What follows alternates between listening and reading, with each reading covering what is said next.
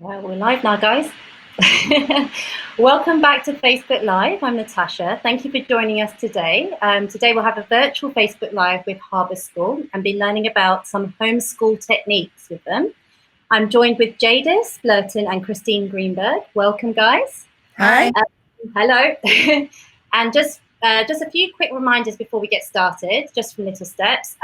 We do go live every 2 weeks. So if you are interested in our events, please go on to our Facebook page. You can go onto the events section there and click onto the events you're interested in, and you'll get a reminder sent to your phone. And secondly, we do have a weekly newsletter. It goes out to all our regions, Hong Kong, Singapore, Kuala Lumpur, and beyond. If you want to sign up for this newsletter, the link is in the description. It's full of lots of information, so please do sign up. And then lastly, we are live, so please ask us questions. You know, anything you're interested in, we're here to help, and we want to know your feedback. If you want to send us some likes, then please do so as well. Okay, let's begin.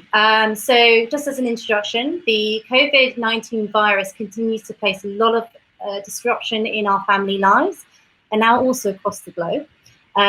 Schools are closed until mid-April for Hong Kong, unfortunately, and homeschooling, virtual classrooms, online learning have become a part of our daily lives.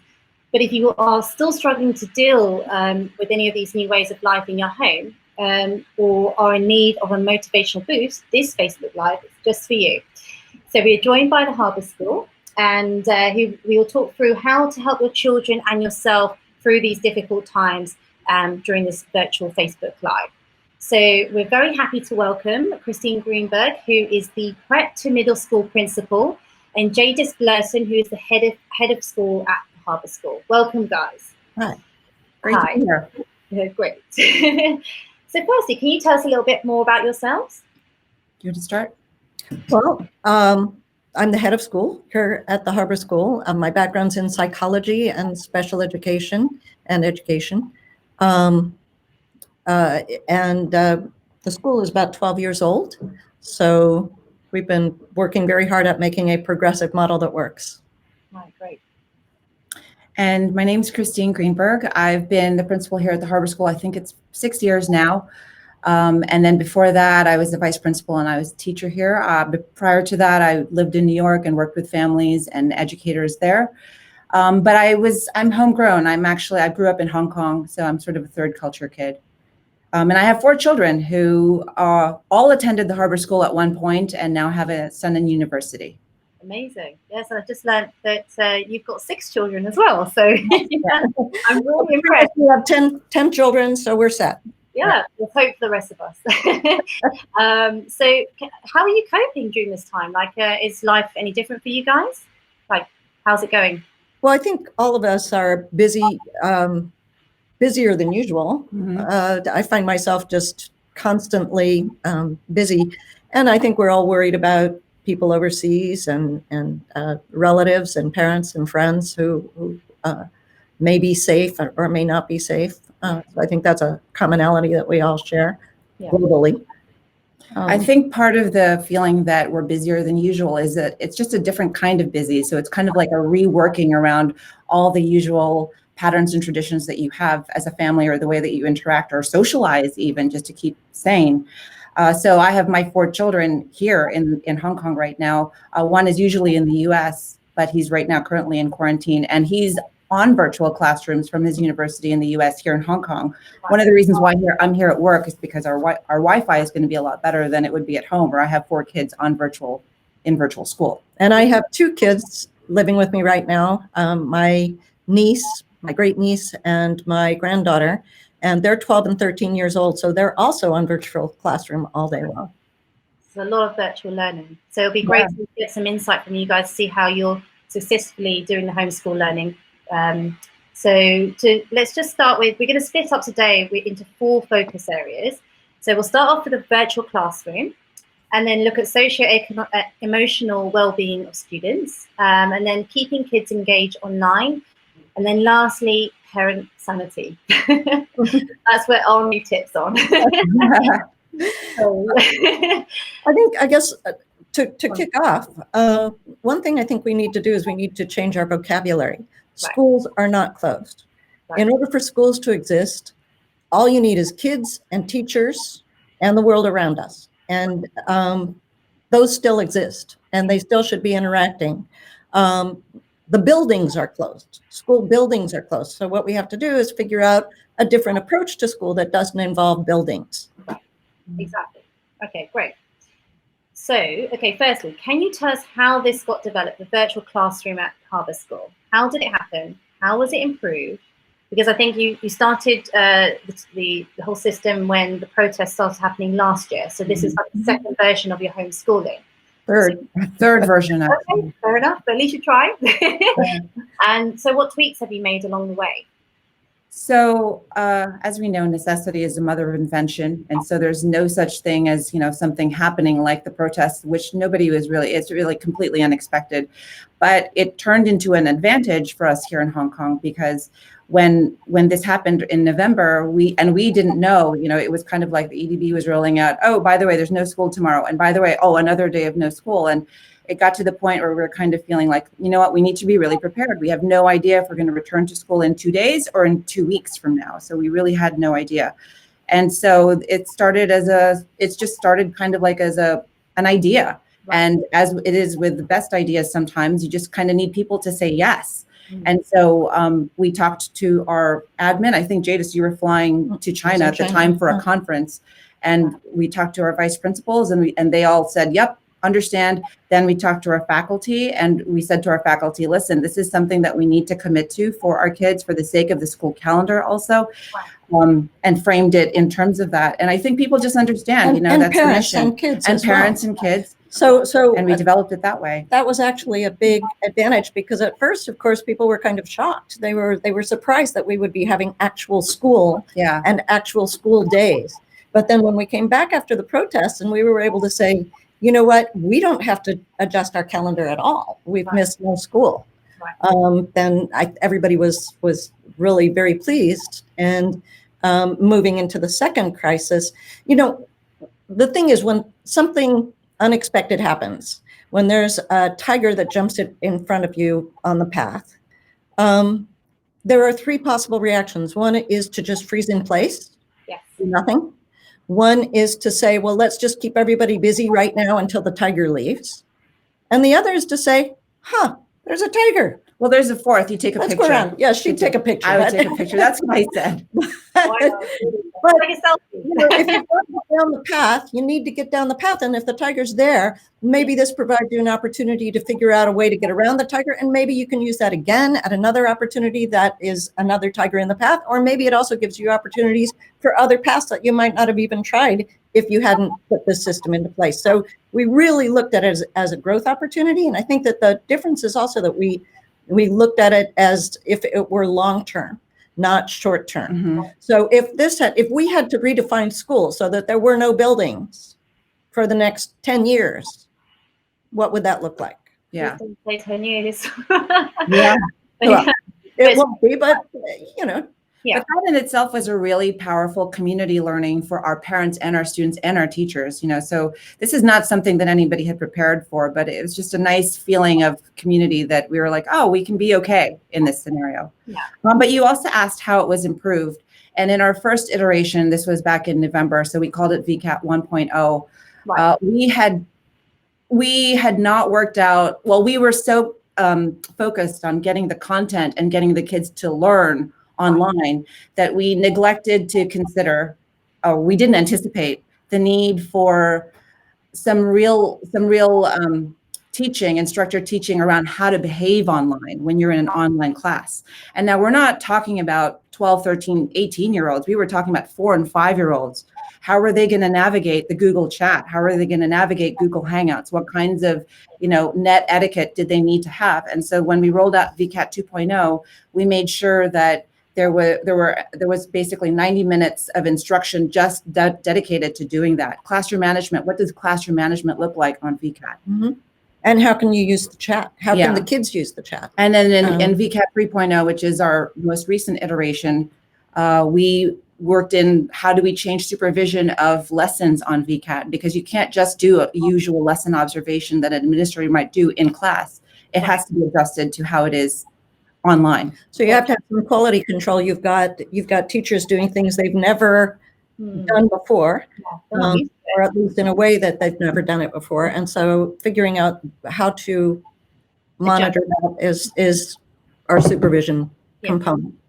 Okay. And that was important. So those were the main problems, was the supervision and, trying to work out how you can adapt to working virtually.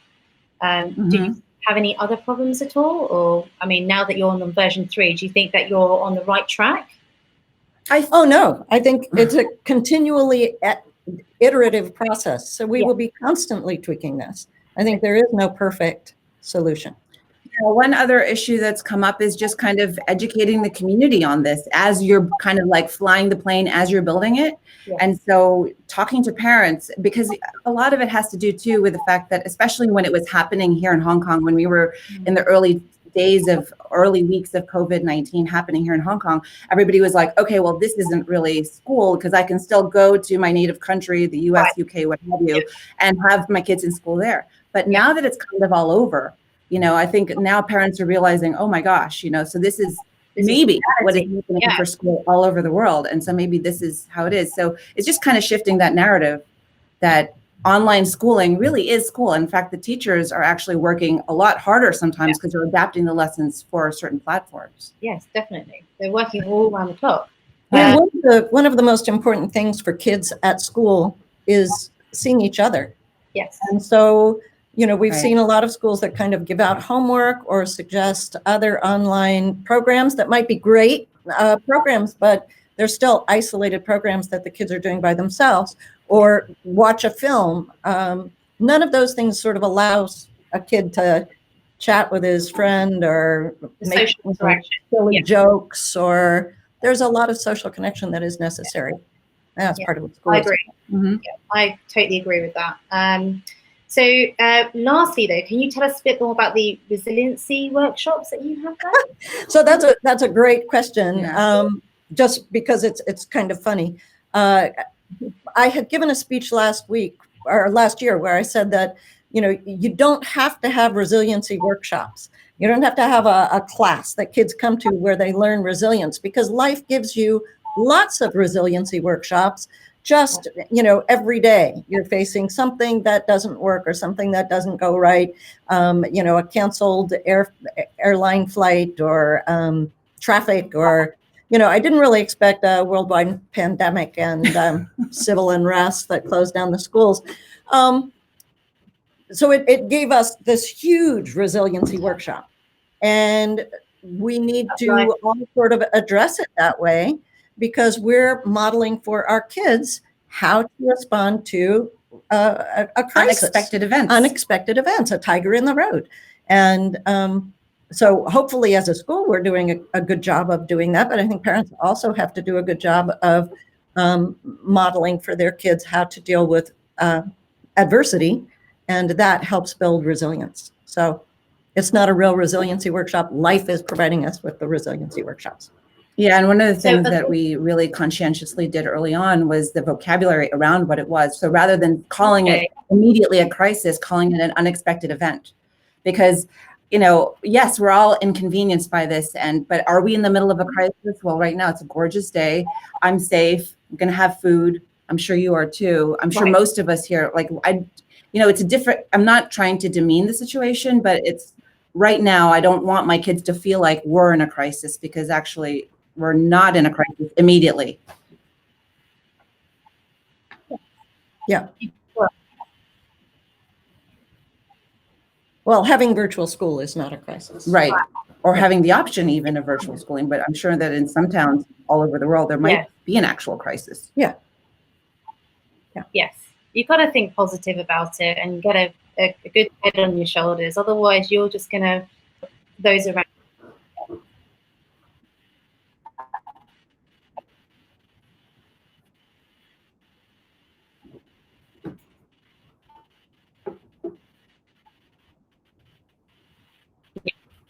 Exactly. Yes. So are those workshops available to people that don't come? Children that don't attend. One of the things that we were going to talk about. Sounds great. Can I think as a non-Harbour school parent, can I have? Is there access to those workshops online?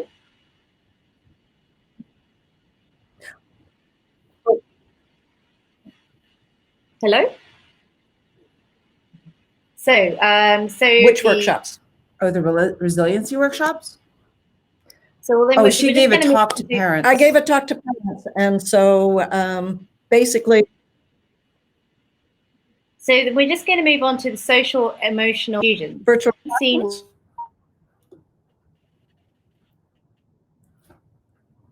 Sorry, the sound is cut out. Yeah, so we're not hearing your questions.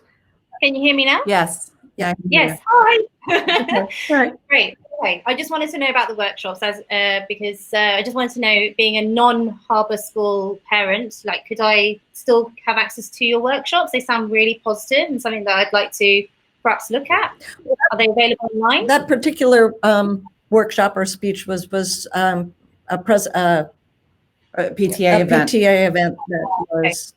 Although I know that it was open to other people open to outside other people. of the Harbour School. Yeah.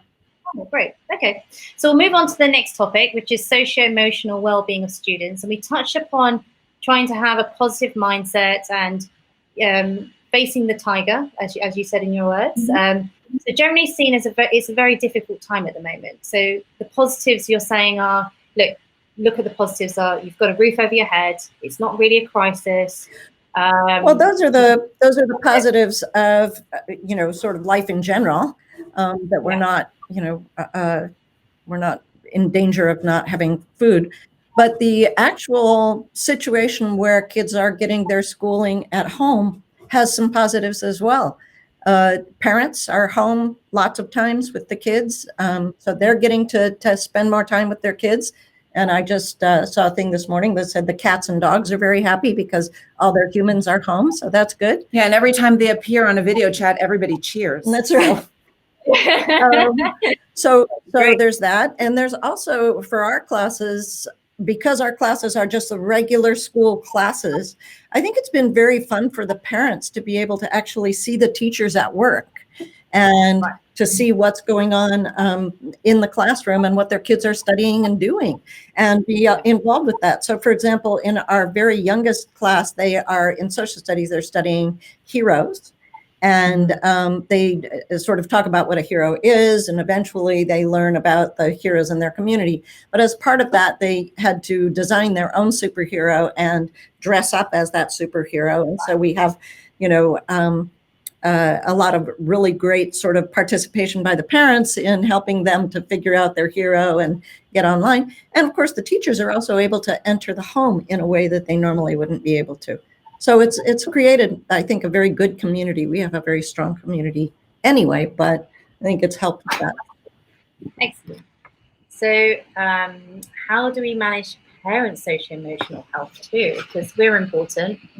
We're going a bit crazy. So the most important thing for any parent is to address their own social-emotional health first. It's just like when you're on an airplane and they say, put the oxygen mask on first and then help anyone else. If you're anxious, depressed, sad, screaming, yelling, wearing your pajamas all day, then that's what your kids are going to be doing. They're very, very good at picking up your mood. And so it's very important that you not just pretend to be happy, but figure out ways to be happy. And sometimes that means taking a day off. That means sometimes, going for a walk in the park or doing something different that doesn't involve either homeschooling or anything else that you're supposed to be doing at home. Just take a day. So sometimes that's important. Finding ways to connect with your family, calling your mom, making sure that everybody is okay. That's really important. And one of the best ways to help your own emotional health is to help somebody else. Mm-hmm. So do something that is going to be helpful for other people. There are old people all over the country that are totally alone right now, all over the world, rather.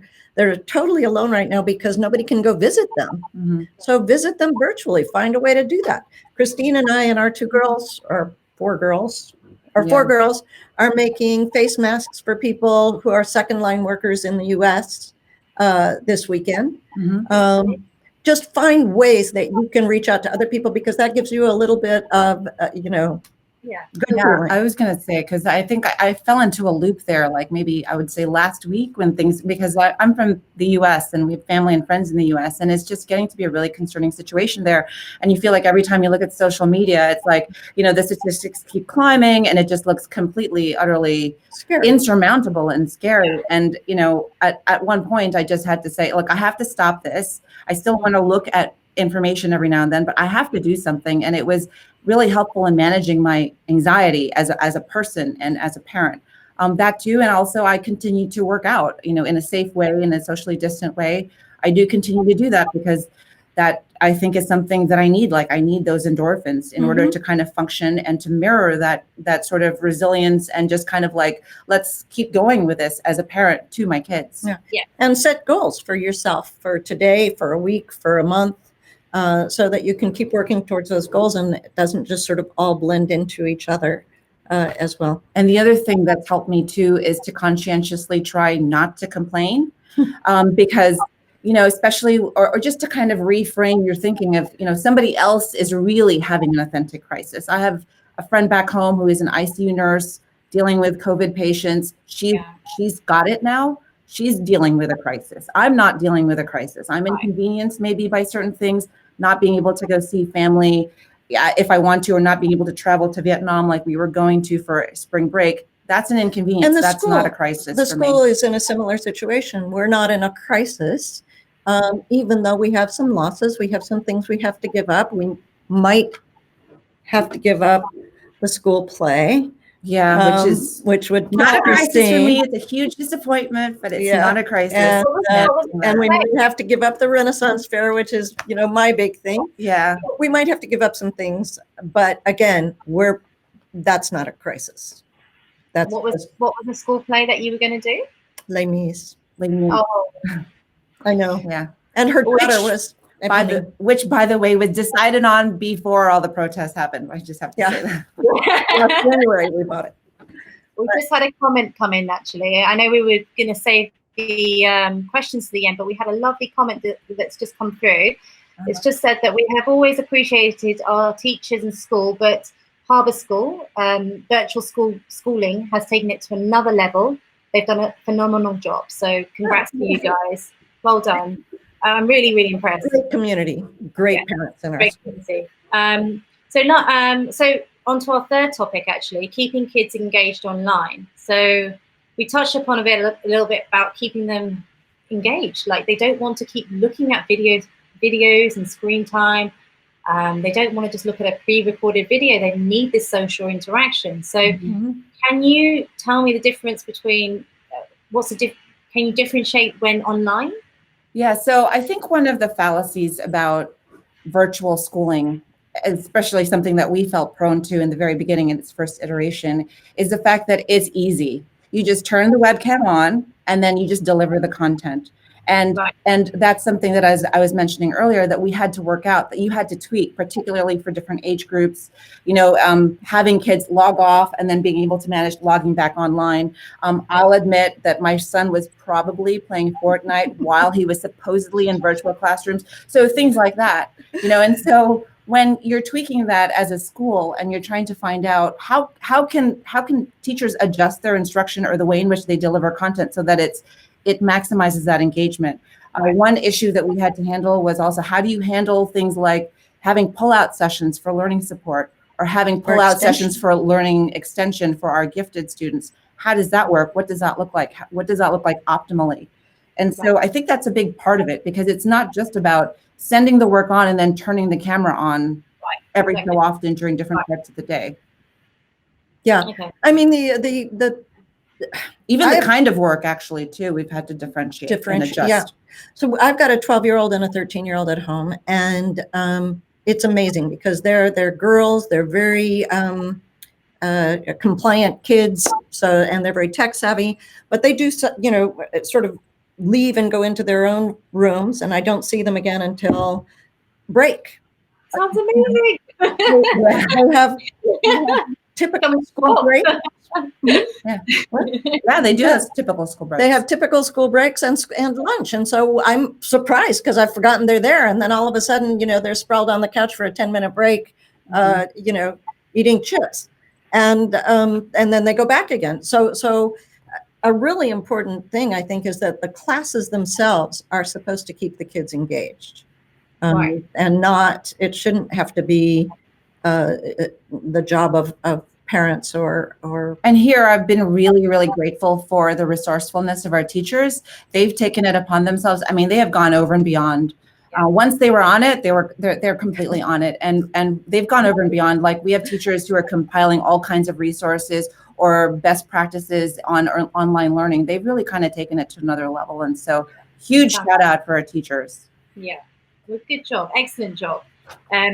So yeah, parents are really worried about the screen time. So how do you guys handle the amount of time on the screen? Do you say have 10 minutes of screen time if it's very necessary, or is it more like having a day of screen time and then the next day no screen time? How would you advise on managing the amount of screen time? So one way, do you want to start? No, go ahead. Well, so one way that we've done it is to conscientiously say that, let's say in a given 60-minute lesson, you might have the introduction of the lesson with the teacher, and then they'll have time where they have to go off and do something or complete the work offline, and then they come back at the very end. Now, that does take an extra level of managing, particularly because you need, timekeeping. Sometimes you have kids who pop on late and say, oh my gosh, I forgot I had to get back on or whatever. So those are things that we've had to tweak. But the other thing is also kind of, it's really tricky. I feel like, and this is maybe contentious, but that sometimes parents have to change their narrative on screen time. Right now, the world is mostly functioning. I mean, we're having this meeting on screen and we're able to do it, and we're able to work and do that. We have a curriculum, valuable things with that. We have a curriculum and a philosophy of having technology be tools, not toys. And so we've got a tools, not toys curriculum. We've always had that. And kids have to, earn points to get up to a certain level in order to take their laptop home and all kinds of other things. So we have the approach that technology is supposed to be used for what it is good for. And we shouldn't necessarily be mixing that up with playing video games. That's a different purpose. Although my son would argue the video games do actually, I mean, his visual spatial way better than mine. He can navigate Google Maps way better than I can. Yes. Yes, my son too. And I was going to say, like with screen time, so one thing that I watch the Metropolitan Opera in New York has put all their operas online. And we have an aunt who is in New Jersey. She's about 70 years old, and she's alone. And these are one of the only ways that we can interact with her is we watch the opera online, and it's screen time.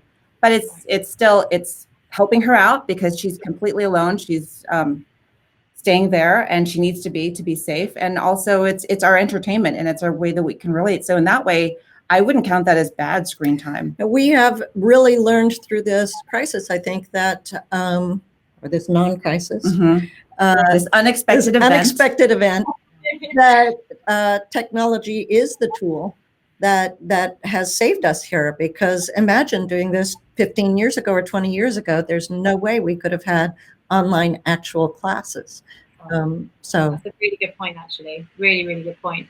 I don't know how we would do it. No, we wouldn't. Yeah, I mean, during SARS, we didn't have this kind of level of Wi-Fi connectivity, and I don't think they had this sophisticated level of Google Hangouts back in 2003. So they had to do homework. Sending home different. Homework. That's not the same thing.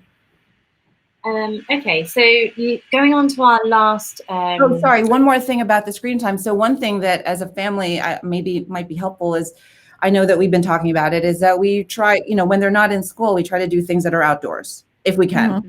If you can, in a socially distant, safe way. Mm-hmm. So that's something that conscientiously we've been doing. So figuring out some events that are not, and some traditions. I mean, one of the things I told our parents is that kids are going to remember this time. This is something that they will remember their entire life. So if you can do some things that they will remember, cook with them, or, start a new hobby, or go camping, or do, we binge watched Downton Abbey. So I'm sure they'll always remember that. That's a lot of screen time. A lot of screen time, yeah. But this is a time that you really will never get again, and that your kids will always remember to do some stuff that's special. Okay, great.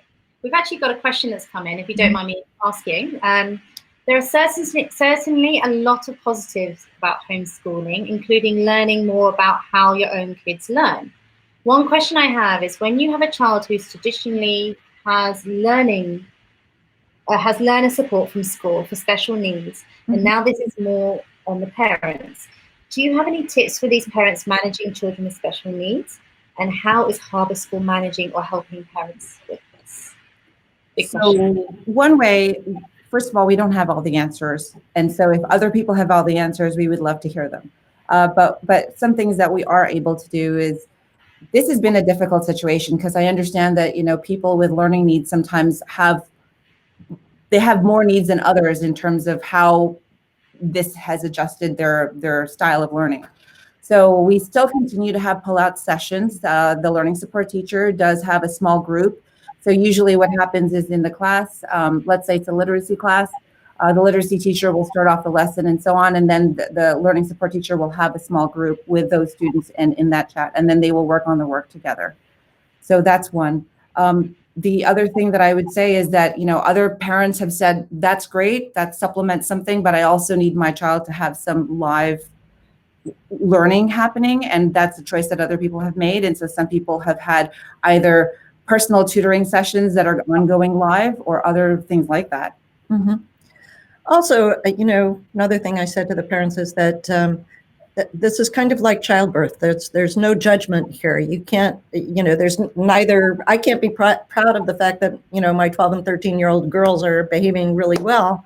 And it also doesn't make any sense to feel guilty or upset if your child is not responding well to this particular format, because everybody's going to have a different reaction. And again, I said earlier, I have 6 kids.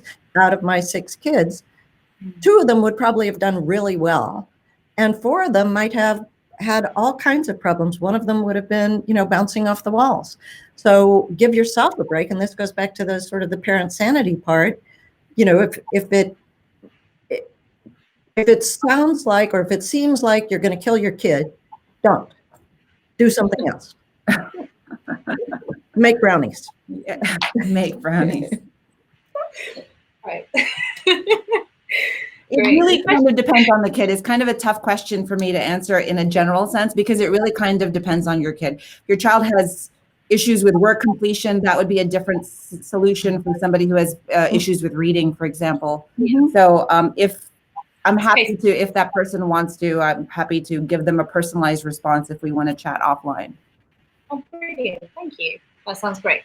We've got, everyone's quite on it today. So we've got a question from Amy. It says, thanks so much. It's great to hear your approach. May I know how you address engagement and diversity of kids? Sure. So, one thing, we've had to adjust the way in which the lessons are conducted for VCAT. But our teachers understand that they have to differentiate, and they have to have some differentiated outcomes anyway as a rule. So when we went onto VCAT, they knew that they still had to say, okay, there's certain outcomes for certain students and then certain outcomes for kids who are maybe extension students. So when we had those mechanisms in place, it was just a matter of whether or not it would translate virtually. So one of the examples that I just gave was that we would have a group for kids who are the gifted, the kids who are in the learning extension, or the kids who have the gifted outcomes. And for a specific subject, they might have a small group where they're working on those classes. Okay. Great. Okay. Do you have anything to add to that? Okay. And finally, on to parent sanity, my favorite subject I want to talk to you about. Can you share any funny stories with us? Do you have any funny stories? Well, our first one is that we do kind of have to train parents to the reality of their home being online and available to the entire school. And we had just one mom who was assisting her kid in her underwear. So that was cool. Sounds like me. Yeah. And then we had a situation where we had a child who was playing video games, and the teacher was saying, I know what you're doing right now. I know you're playing. And he was saying, no, I'm not. No, I'm not. And actually she was like, I can see it in your eyes, the reflection in your eyes that you actually have. So, and it was her son. Yes, you're right. I wasn't going to say that, but yes. So that's one reason I know that that's happening there. But those are kind of funny stories. Oh, great. So what's been the feedback from your parent community? Like, how have they been positive? Have they been a little bit down in the dumps about it? Or is it, how has it been? What's the Our feedback has been overwhelmingly positive. We've had really, really good, lots of sort of unsolicited letters from parents and also from teachers. Yeah, who have really appreciated the fact that they don't feel like they're frustrated and directionless. They're doing something that they understand, and they feel like they weren't kind of dumped in the middle of the ocean, both parents and teachers and kids as well. I mean, you just saw one example of that. We have, I mean, for the first time, parents are watching classes. So you might have, I don't know, have you gotten any feedback about particular classes that you thought might have gone better, or people who said, well, I didn't like this particular thing that the teacher said or did.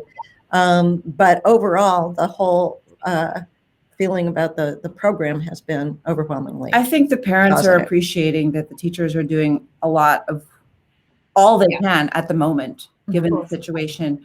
And that means a lot. And that means a lot in terms of, they actually see the teachers with their kids basically all day of school. The kids are occupied basically all day. Yeah. Okay.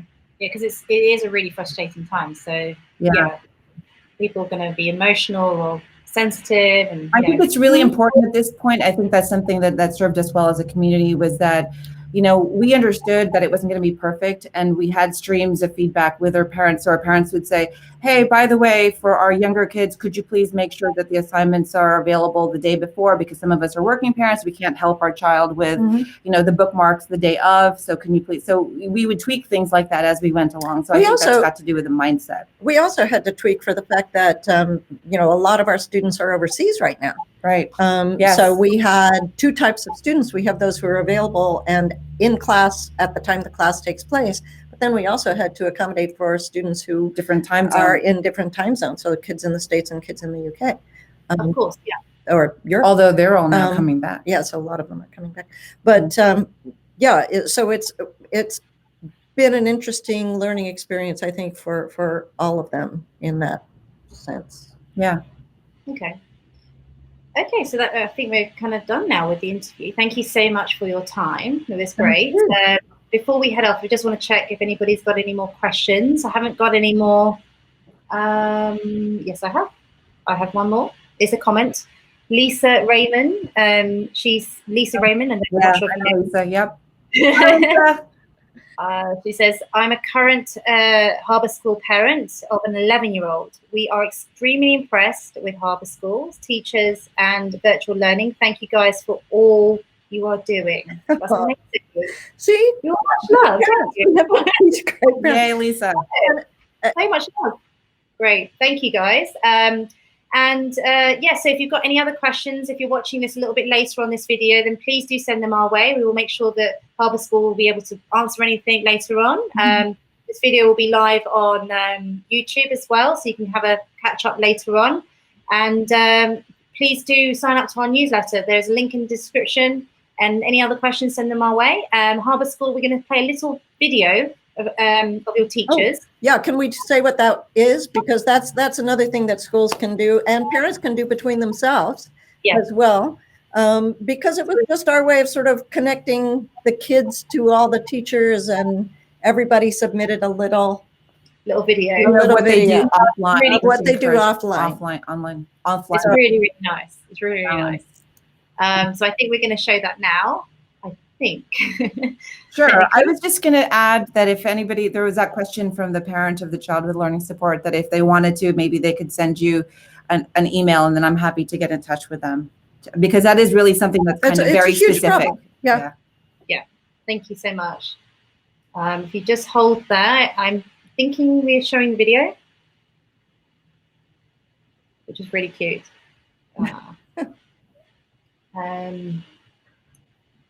Okay, so I will link the video on after this. So I'm just going to say goodbye to you now, just in case we have any more technical difficulties. But thank you so much for your time. Right. Great conversation. And any questions, please send them our way. Take care. Thank you for having us. Bye. Bye. Thank you.